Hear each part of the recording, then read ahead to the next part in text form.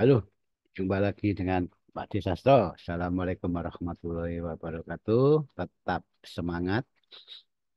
Di sini Pak D akan menyampaikan outlook atau forecast untuk menghadapi NFP besok, di mana kebetulan hari ini itu market US libur karena ada Independence Day atau hari kemerdekaan di US sana. Maka untuk hari ini volatilitas agak berkurang dan harga tetap terkondisi di area. Oke, nanti teknikalnya kita bahas. Karena ini merujuk pada NFP besok, sebelumnya kita akan pantau data-data rilis terakhir karena dalam minggu ini banyak peristiwa penting dari satu karena awal dari kuartal ketiga dan pada awal bulan banyak peristiwa. Jadi Seninnya ini ada ISM manufaktur PMI yang penurunan. Lanjut untuk Selasanya ada event yang sangat luar biasa karena ada pertemuan Fed di negara Eropa, tepatnya di Portugal untuk membahas kebijakan-kebijakan bank sentral ke depannya. Di situ eh, bahwa berpernyataan pada dasarnya itu di satu sisi berhasil menekan nilai inflasi, tapi di sisi lainnya juga banyak data-data yang masih ditunggu. Di sini kesimpulannya komentar Fed pada pertemuan tersebut masih dovish, maka dolar saat itu juga drop, di mana walaupun job openingnya mengalami perubahan yang signifikan setelah mengalami revisi down. Ini sebenarnya kabar baik untuk apa itu pembukaan lapangan pekerjaan di Amerika, tapi tidak diimbangi oleh keluarnya. Jadi pekerjaan naik, job naik, tapi untuk yang keluar kerja juga naik. Maka di sini sebenarnya data ini lebih ke mix atau netral. eh, maka pasar mengakomodir apa yang sebagai pernyataan Fed di Portugal kemarin.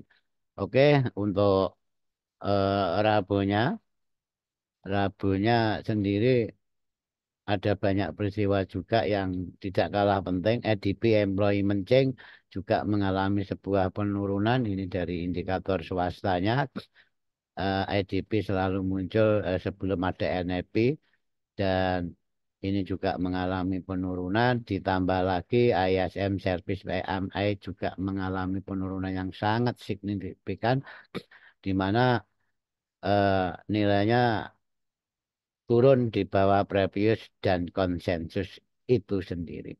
Maka dari itu tidak menutup sudah menjadi sesuatu yang wajar kalau dari data-data kemarin membuat dolar itu drop dan bahkan untuk news mingguan yang biasanya hari Kamis dikarenakan ini libur Independent Day di US sana, maka diajukan inisial jobless claim, jadi tingkat pengangguran di Amerika juga dimunculkan kemarin, maju satu hari dan nilainya lagi-lagi pengangguran meningkat. Di sini mengatakan kalau DXY itu menambah penurunan dari DXY-nya, baik continuing jobless claim maupun inisial jobless claim-nya sama-sama dobis untuk dolar indeks.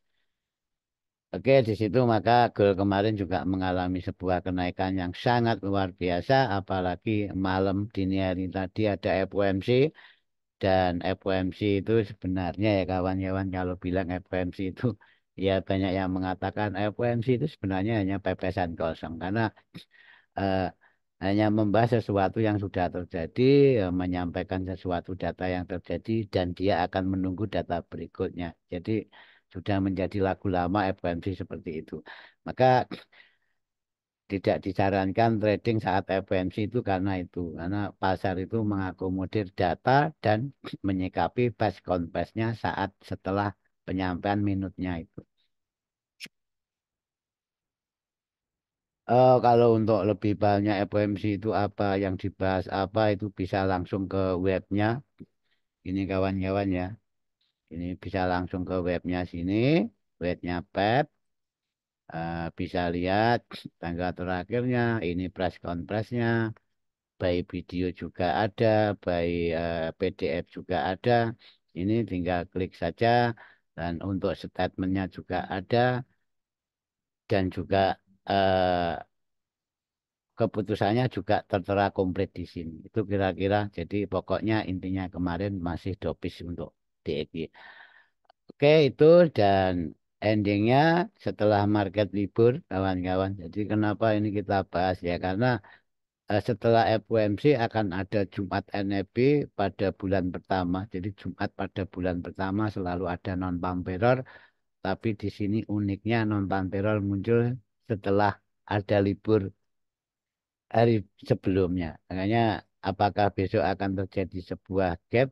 Kita nggak ada yang tahu. Yang jelas market akan sangat volatilitas saat NNP.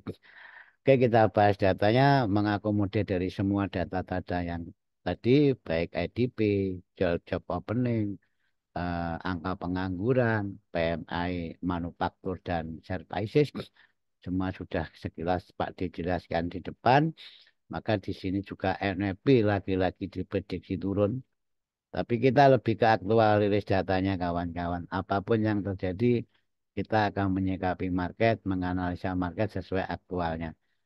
Oke, di situ juga unemployment rate juga stuck sama untuk upah rata-rata upah juga mengalami sebuah penurunan diprediksi mengalami penurunan semua. Partisipan rate juga di sini partisipan rate itu forecastnya kenaikan, maka kita lebih titik beratkan pada data-data dan speak terakhirnya Fed dan FOMC itu. Oke, secara sentimen dan fundamental sudah. Sekarang kita ke teknikalnya. Eh, di sini kawan-kawan ya kita langsung ke 4 saja. Untuk gambaran umum goal hari ini itu di mana?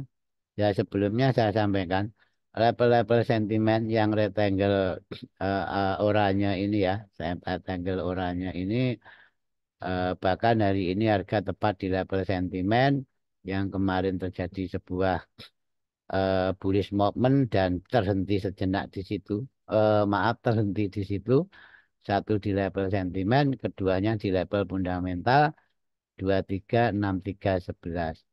Dan level sentimen hari ini masih relevan karena expirednya masih 2 hari terhitung Rabu, jadi Kamis Jumat waktu NFP pun level-level sentimen ini masih relevan. Makanya tidak perlu, memang belum update, bukan tidak perlu diupdate.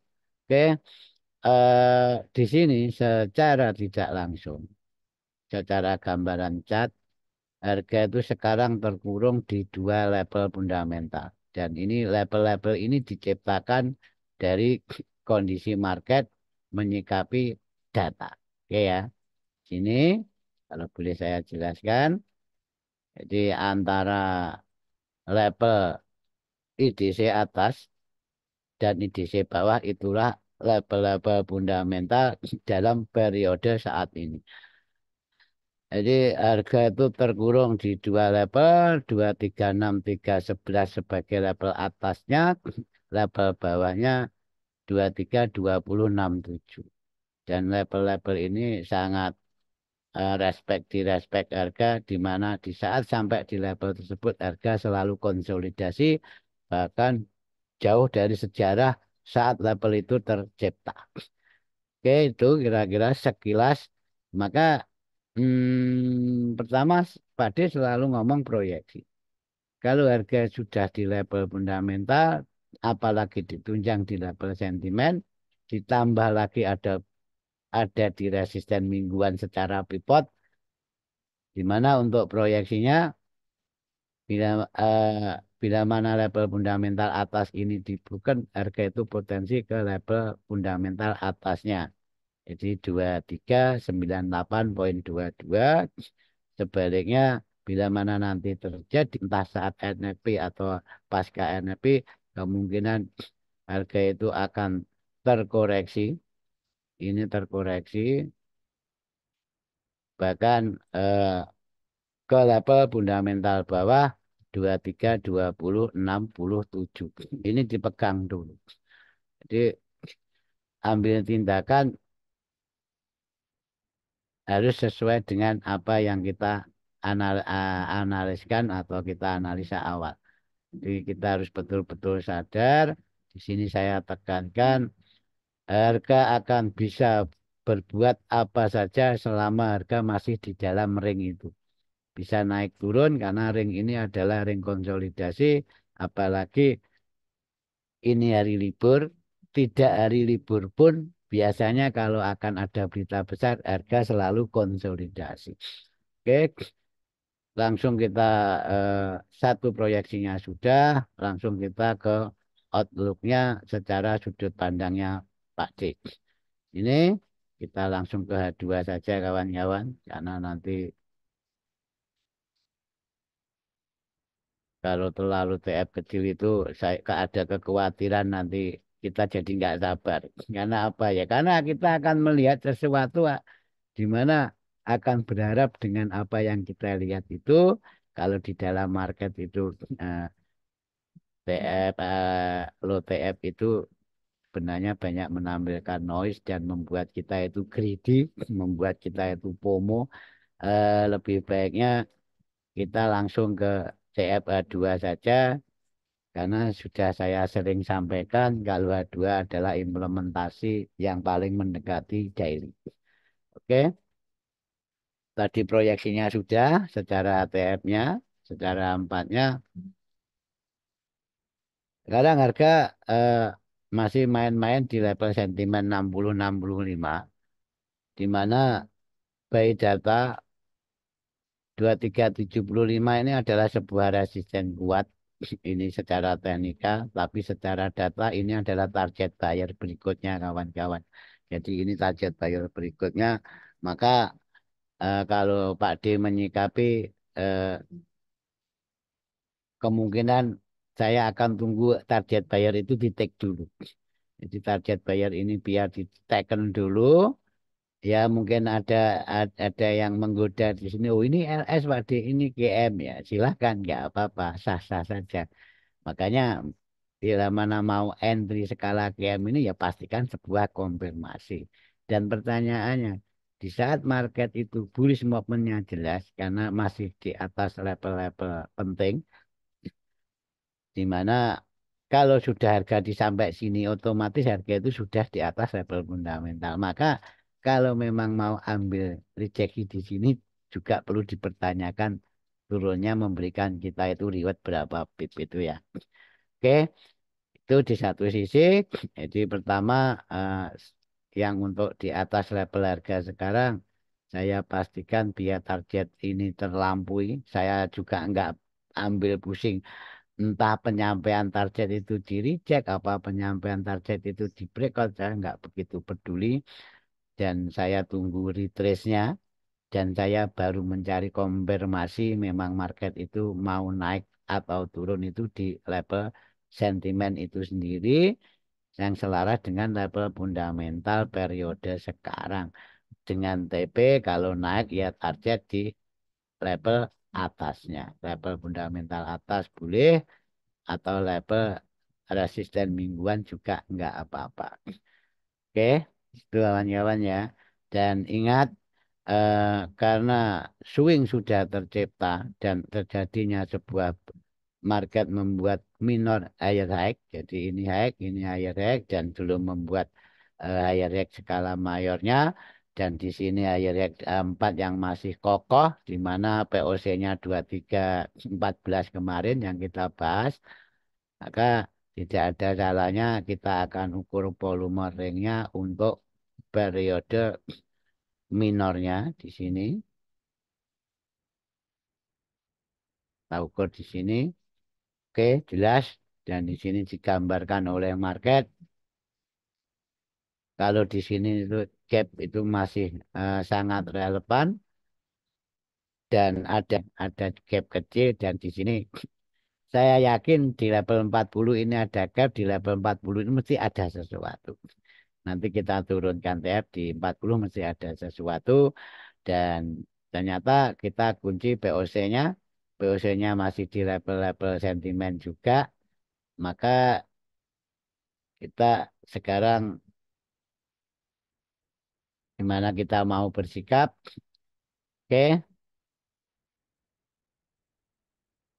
sebelumnya mungkin kita turunkan TF dulu untuk melihat tadi gap yang di level 40. Oke, itu kan kawan-kawan ya. Di 40 ada hidden base, ada rally base rally dan di sini ini menunjukkan kalau versi Pak D ini menjadi level penting. Jadi ini menjadi level penting 40 di mana di sini adanya sesuatu yang memang eh, satu didukung dari support asistennya ini dan keduanya memang di situ terekam sebuah value gap yang dari skala minor ring sekarang.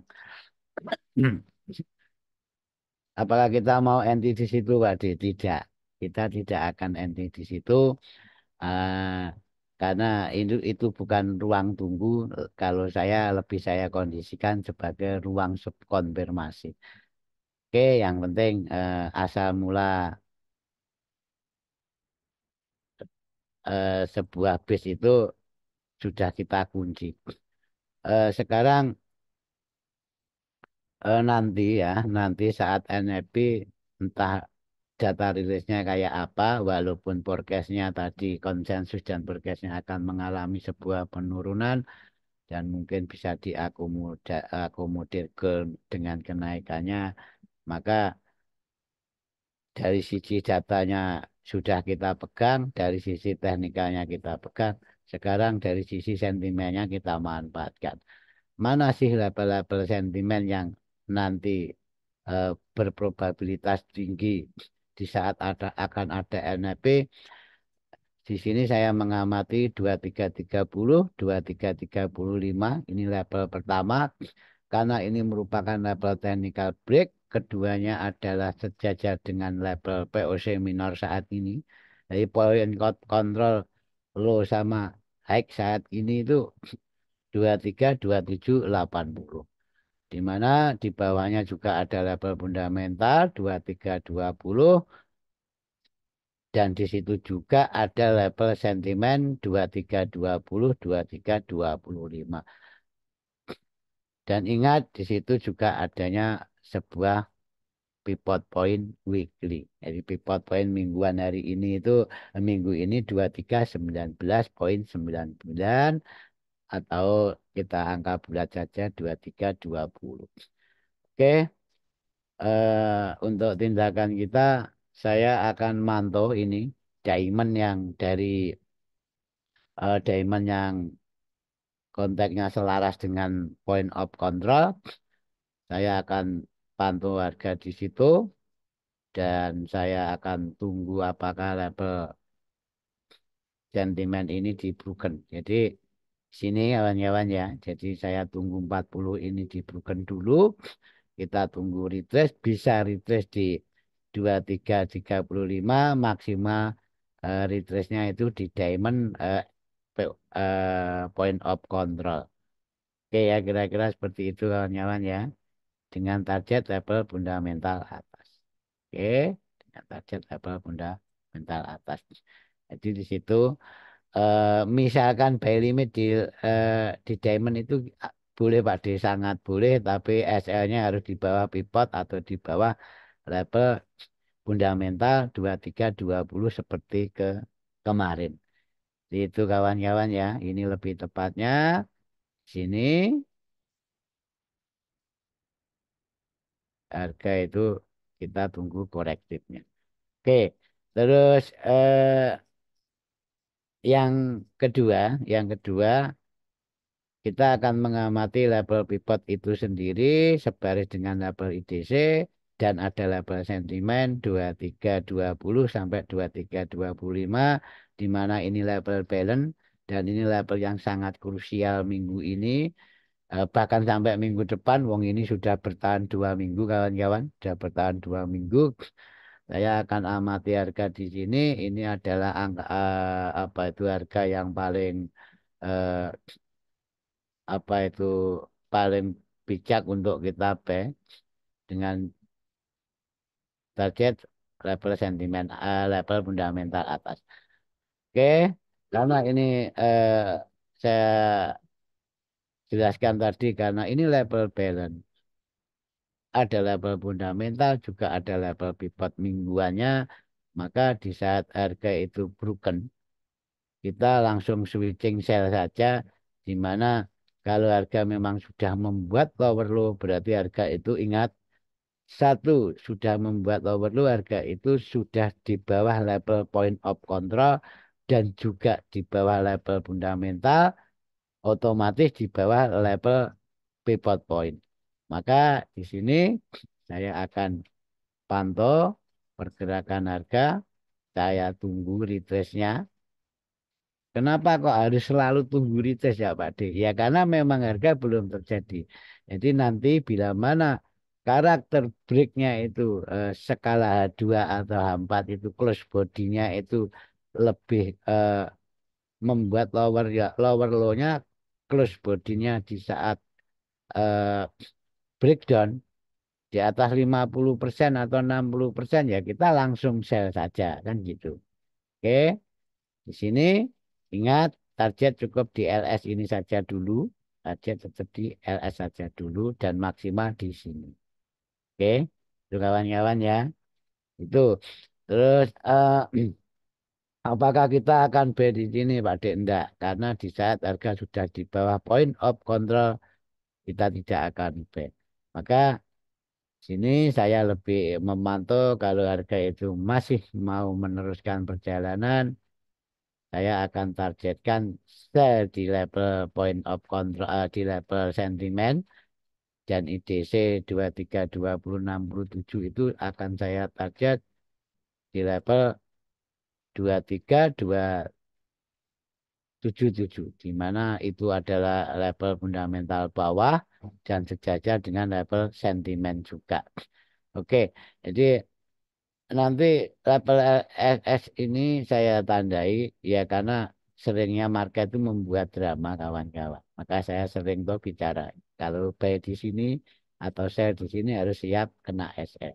Jadi market itu bisa membuat drama dalam arti membuat lower low dan take level 2390 kembali ke LS baru turun. Kira-kira seperti ini skenario-nya. Maka di sini itu kalau saya kondisikan di saat level-level tersebut kita nggak akan buy ataupun sell karena sangat beresiko. Maka mungkin di dalam kehidupan sehari-hari, di dalam entry kita sehari-hari, kenapa kita buy SL, bahkan sell pun juga SL, ya karena memang Anda melakukan transaksi di level-level seperti ini. Kurang lebihnya seperti itu. Semoga bermanfaat. Ingat, video ini kita buat menjelang F1P besok Jumat. Oke,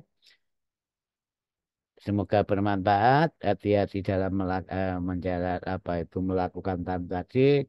Memang kita selalu dibutuhkan sebuah kesabaran dan konfirmasi. Jadi kita hanya akan mengambil keputusan di saat ada harga ada di level-level yang sudah kita tandai di awalnya. Oke, salam untuk keluarga. Wassalamualaikum warahmatullahi wabarakatuh. Salam sejahtera untuk semuanya.